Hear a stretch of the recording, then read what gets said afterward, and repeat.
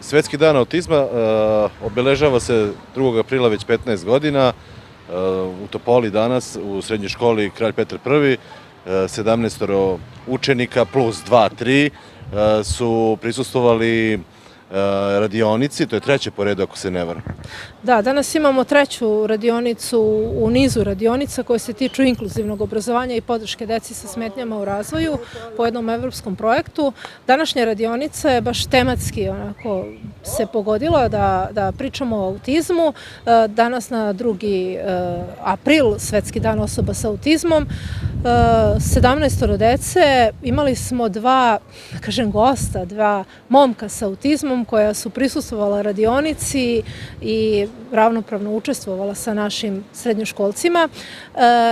Osim teorijskih nekih znanja i razgovora o autizmu, danas smo napravili i liflete, naduvali plave balone, plavu boju kao simbol autizma i evo sada je u toku ulična akcija gde mi prolaznicima delimo negde te informacije, prosto da povećamo i znanja i svest o potrebama osoba sa autizmom.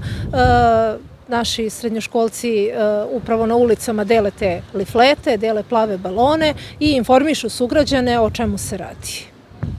Vidim da su učenice i učenici jako kooperativni, pažljivo su slušali sve ono što ste im pripremili i svakako ova akcija mislim da je uspešna jer vidim da sugrađani sa zadovoljstvom saslušaju učenike koji im dele liflete i balone. Pa da, mislim, to je prva takva akcija koju ova grupa sprovodi. To su sjajni mladi ljudi, gimnazijalci iz naše škole Kralj Petar I. Oni već, treću radionicu učestvuju i sve radionice imaju za temu neke razvojne poremećaje i kako podržati decu sa smetnjama u razvoju u tom inkluzivnom procesu. Građani različito reaguju. Najpre pomisle možda da neko nešto prodaje pa onda zastanu, ali svakako zainteresovani su da čuju šta se to dešava. Nadam se da će i da pročitaju sadržaj onih lifleta, tamo piše o nekim karakteristikama dece sa autizmom, o tome da je autizam u porastu, recimo sad već svako 68. dete prema nekim statistikama se rodi sa poremećajem iz spektra autizma i negde, da kažem, razbijamo predrasude.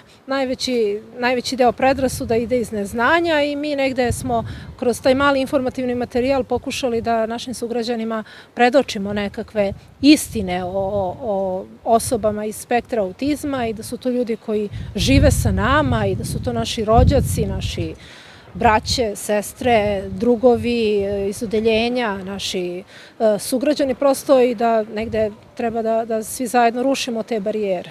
Pa u današnjoj ovoj akciji učestvuju deca, pre svega iz srednje škole, to su, kako rekoh, gimnazijalci. Radionicu sam vodila ja, znači Slavica Đurić-Pavlović, psiholog, i Zorica Dobričić, pedagog iz srednje škole. Koordinator celog ovog projekta je Jelena Kundović. Kažem, projekat je pod pokroviteljstvom opštine Topola koja je dobila taj projekat iz evropskih fondova i znači imali smo i učešće dva naša sjajna momka, Ognjena i Uroša, koji su nam obeležili ovu radionicu i današnji dan.